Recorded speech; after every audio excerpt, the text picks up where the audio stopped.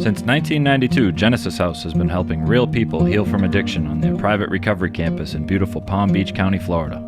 Their family-owned program is accredited by the Joint Commission and offers detox and dual diagnosis treatment in a comfortable and confidential setting. At Genesis House, they focus on treating the underlying causes of addiction. Their comprehensive approach includes psychiatric care, individual and small group therapy, trauma healing techniques, and holistic care including yoga, massage, and animal-assisted therapy. After treatment, their clients enjoy the lifelong support of a nationwide network of Genesis House alumni. Call Genesis House today at 1-800-737-0933 to speak with someone who understands. Visit them on the web at www.genesishouse.net. It's time to start your journey to a long and successful recovery.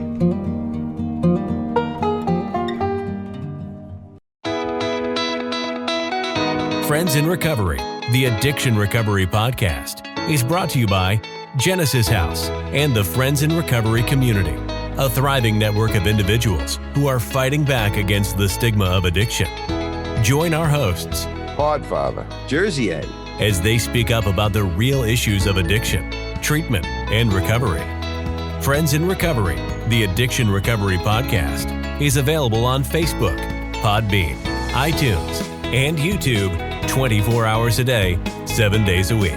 Now, here are your friends in recovery. Hey, everybody, welcome to Friends in Recovery Podcast. I am the Podfather, Mike Miles, and I'm here with my good friend, Jersey Ed. Hey, everybody. How's it going? Jersey Ed, happy as a clam. Jersey Ed, yes. I'm Podfather. Well, first of all, we have a great guest today, Kim Bellis, and we're going to bring her on in a minute. She's from Sober is the New Cool. But I want to talk to you, Podfather, about the Jersey Ed thing here, okay? I really need to talk to you about it. Yeah, we can change it. No. Regular Ed. I got a regular Ed.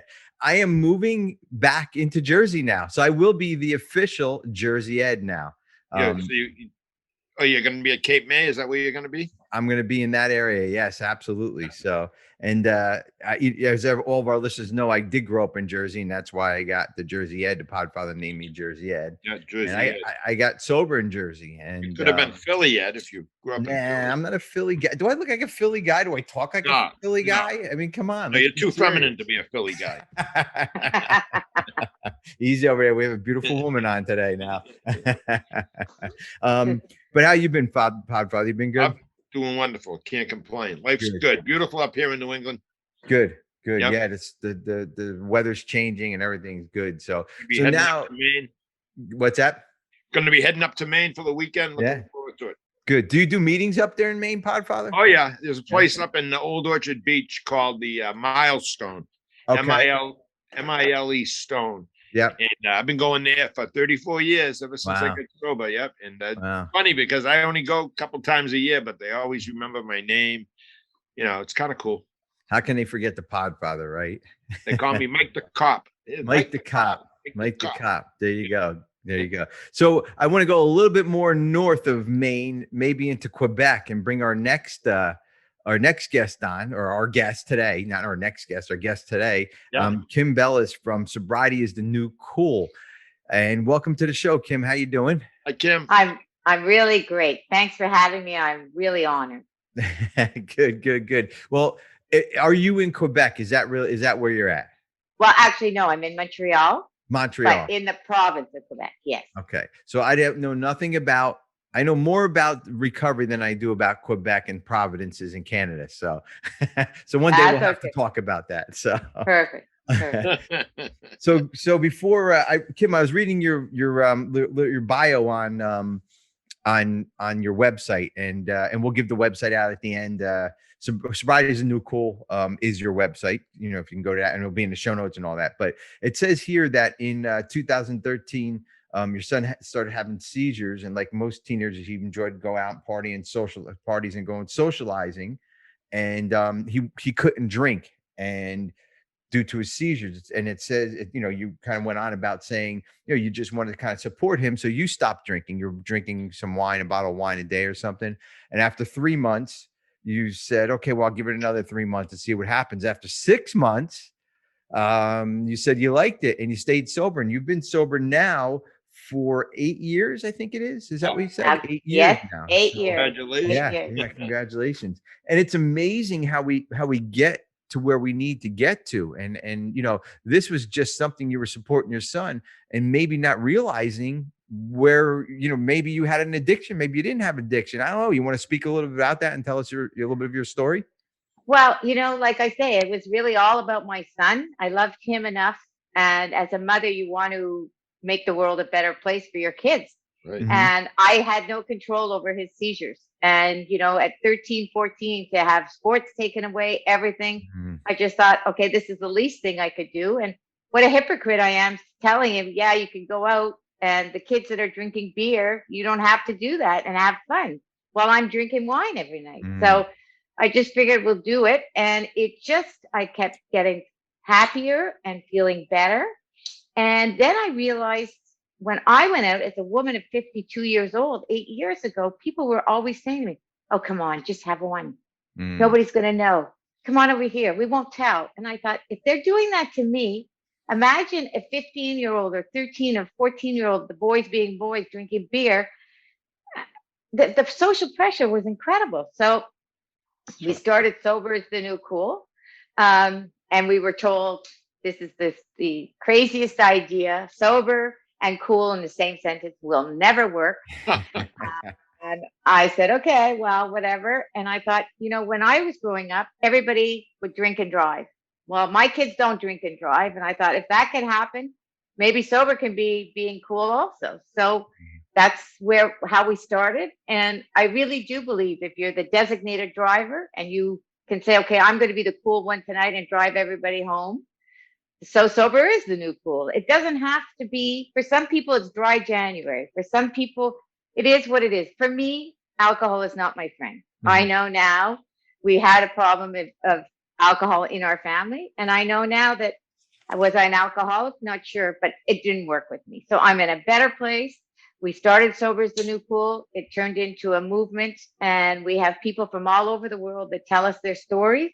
Wow. And we're there to actually just rebuild their self-esteem, one person at a time. Yeah. Cool.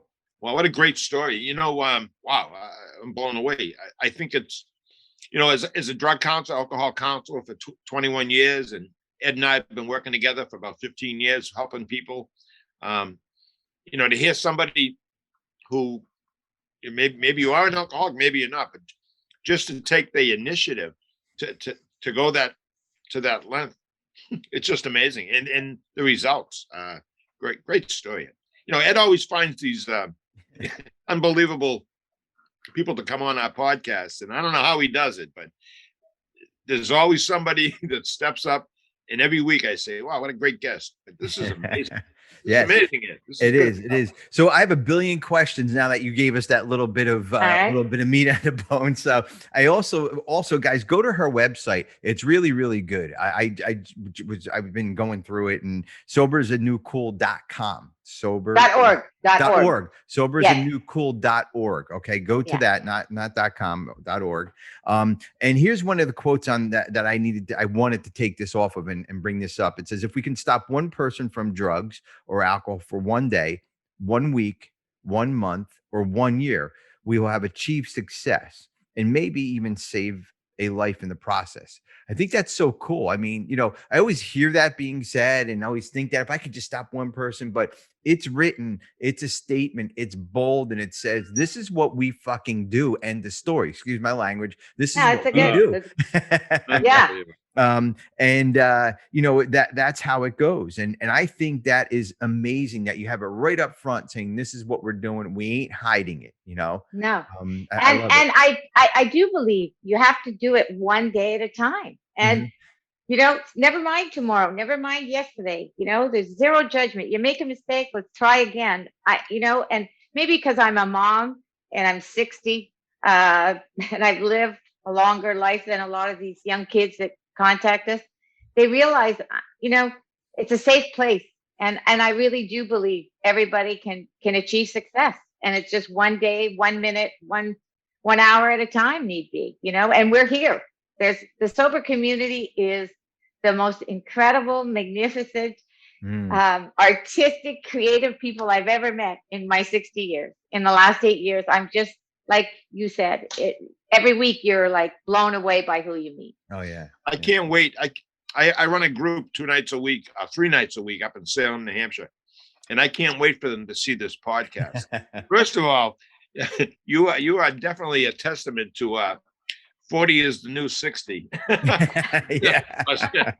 I would never guess your age to be 60. And whatever you're doing, keep it up. You should bottle it and sell it. Sobriety, right? The new cool. Well, if you saw my pictures at 40 and you saw my pictures at 60, you would see that it is being sober. Yeah, absolutely. I want to go back to the first 6 months if we can, Kim. Sure. So in those first 6 months, you did it to support your son. You did it to, give him kind of hope that, okay, we'll go through this. Even the first 3 months, did you attend AA meetings? Did you know what you were doing? Did you figure this was going to be your new way of life? Did you say, okay, this is what I want to do for the rest of my life? And if you could talk a little bit about that. Well, the first 3 months, I just knew I had to support him. So the first thing I did was, because I already quit smoking with a hypnotist, I went to see a hypnotist, figuring just to take the edge off. But I will say the first 3 months, I didn't go to any of my restaurants. I didn't go to parties. Mm-hmm. I really realized at that point that every restaurant was associated with rosé, white wine, vodka martini. And then I realized, you know what? I had been drinking a lot more than I was good for me. And I just did it one day at a time. And the first year, I have to say, I stayed quieter than anything. I did find a group because I did have trouble finding different places to attend. And especially here in Canada, we weren't, and we're still not, but we're getting better. But 8 years ago, there was nothing that I could find. And I found a group called Hello Sunday Morning. And every Sunday I would write, my little story, and people would write their story. And it was like a big chat line. And quite honestly, it saved me, because every Sunday, nobody's ever read it except my younger brother, only because I shared it with him for different reasons. But it was really all the feelings I had about alcohol, the depression that I was going through with my son not being in control, and then not being in control of, I guess I wasn't the party girl. I wasn't the fun girl. I didn't know who I was anymore. And I had to reinvent myself. So I did. And here I am. And that's cool. Yeah. During our pre warm up in the green room, if you will, we were talking a little bit about self-esteem and mental health and addiction, how it goes, all that stuff goes hand in hand. I'm on your side with that. Self-esteem, when you don't have it, there's a good chance addiction is going to creep in. When you have self-esteem, and I don't care what the addiction is, I don't care if it's food, sex, drugs, alcohol, it will creep in. And we have to make sure that we take care of ourselves, number one, and build our self-esteem. But would you talk a little bit about the self-esteem and how that mental health and addiction all goes hand in hand? Well, for me, the problem I've had in the last few years is people talk about mental health, but, they don't really do too much about it. Everybody talks about it, but like we use that word and that's it. I, on the other hand, believe that connection is key. Mm-hmm. So I will send, when I first meet people, I ask them to place their hand on their heart and say, I am. And most of them can't find one good word to say about themselves. So I'll start with funny, artistic, creative, sporty, words that they can kind of say, oh, yeah, maybe, and then I slowly build up those words every morning and every night. And it's amazing. People start to say, oh, you know what? I am kind of like that. And they start to remember the qualities they had, whether when they were children or young adults or first married or whatever. And for me, the other thing is one of the girls I've met that I've become very fond of, she's in the UK. She asked me, she said, would you do a tattoo with me?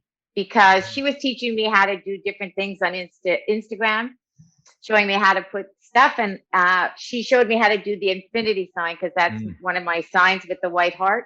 And so she said, would you do a tattoo with me? And I thought, ooh, I'm kind of buttons and bows and whatever. And then I said, you know what, if that's all it takes to make her feel that she's loved and worthy, and I truly adore her, here it is. Here's my Oh, that's tattoo. so cool. And That's so there's a awesome. white heart and there's a pink heart. The white heart's for me and the pink one's for my Natty, aka Oh. Sober Badger. And I love her to death. And you know what? She helps young women, and I feel that everyone who I'm helping turn around and do the same. You know, Okay. they Yeah. mirror it. Yeah. Kim, And she's in the UK. Is that what you said? yes, Wow. yes, she is. You two have never communicated face to face or met. You just Yes. No, Okay. we do Oh, you WhatsApp. have. Okay. We do WhatsApp now, but at the beginning it was all text messaging. It's been Wow. since 2018 Wow. that we started speaking, and she's like the daughter I never had. That's awesome. And I know she's going to do great things. She's only 40, and so she's going to take over when I leave this place, whenever that is at 103. That's right. Exactly. Yeah. Exactly. Yeah. I know, isn't it amazing, guys, and Podfather and Kim, that everything has to happen the way it happened to each one of us to be exactly here Yeah. at this moment, right? Yeah. Yeah. Right. I mean, everything, the good, the bad, the ugly, the really good, Yeah. the really bad, the everything had to happen for all of us to be right here. And same thing with you, with your friend over in the UK. What was her name? I'm sorry. Natty. Natty. Okay. Yeah. It all had to, you had to get sober. You had to support your Yeah. son. You had to do this 6 months. You had to do that. Then now you got this whole sober is cool thing. That is so cool. I want to talk to you about connection is key. I like how you said that. You said we place our hands on our hearts. Can you do that? Can you do that with us? I don't, is that Yeah. something you do with the people, with your, Yes, with folks? anyone who, men, women, children, whatever. I Okay. put my hand on my heart. Okay. And like after talking to them a bit or texting back and forth and reading between the lines, I kind of try and figure, are they sporty? Are they happy? Are they, what they like, what they don't? So I try to associate myself with them. So one of the first words I'll say is, I am worthy. Okay. So I am loved. Let's do that, Yeah. Podfather. Let's follow her lead here. Oh yeah. So Okay. these I are am some worthy. of my, I am loved. I am loved. I I am, am loved. I am, I'm worthy. I am enough. I am enough. I am. I am blessed. I am blessed. I am grateful. Oh, I'm grateful. I am safe. I'm I safe. am safe. And I am found. And And I'm I'm what? found. Found. Found. Found. Like I'm you. found. I love that. Yeah. I'm found. So I feel that's where I kind of start. And then I send a note in the morning and a note at night. And then I ask them to try and start sending me back words so that they kind of take a little bit of responsibility for, looking in their heart. And a lot of times, I had a young nurse the other day and she's sober. She was sober for a while, then had a slip up and now is back to sobriety. And she's being a nurse. I mean, that's fantastic. So she said, I'm a hard worker. And I wrote back, no, I am dedicated, because I like them to use one word. And dedicated is what you have to be if you're a nurse. Perfect. And, so I try and just and then she went, wow, that's great, and then she married her partner and she wrote, I wrote that day, I am safe, for the morning of her wedding. And she said, wow, I am safe. It's the first time in my life where I feel safe. So I just try and use the words that best describe their situation at the time. And I feel that we're doing a really, really good job. And my young son, that's Matthew, that's 23 now, has started to do some podcasts. And he's helping because, even though he wasn't addicted or whatever, he can't drink. Alcohol is Right. it's not an option. Yeah. It's not an option. So for young kids, you don't have to drink. So that's another, but I think he would have been like me, more than less. So it's a gift, I think, that we're both in this boat. Especially at that age, yeah. Absolutely. Yeah. So Podfather, you're probably wondering the same question, because you and I think a lot alike here. When you're talking about, I help these people, how do you help these people? Like, how do they contact you? Do you own a treatment center? Do you how does this work? So some of our listeners can understand this. Is it you? Do you have a team of people? How does it work? Basically, I have an Instagram page, the website. I have a Facebook page, and I have this apparel that we give back to the Douglas Foundation here in Montreal, because it's a mental health institute. And I don't know how they find me. I don't know if I'm just, but that white hair is like the angel kind of floating all over, but I get notes from all over the world from people that have seen something that I've written or I've talked about on a podcast, or my Instagram is saying that we've come up with. And, or the young girls or young guys that have met me that post things about me, just they call me the matriarch because I'm 60, I guess, and I'm the mom. And, I'm honored. I'm just honored. And I guess it's word of mouth, and it's something that started that was supposed to be just for my son turned into quite a movement. And, Yes. Yeah, a movement. I like that. Sober is the new cool is a movement. And that's what we talk about here in Friends of Recovery. This is a movement. We want to, and maybe these two movements can join teams and help fight Yeah. recovery. Absolutely. And, that's not a bad idea, but, we're going to close here in a couple minutes, but, all this information that's it's on your website, soberisthenewcool.org. Yes. And your Instagram, all that's on there, right? If they go there, Yes. they can get all Yes. that on there. So Yeah. soberisthenewcool.org. And so now in closing, what just something that you want to kind of sum up to maybe the folks that are out there that are maybe struggling, if they come to your website and they make connection with you, maybe some advice, what would you give them? Well, I just think they have to remember that, today is the day. There's not tomorrow. It's not yesterday. It's right now. And we're here.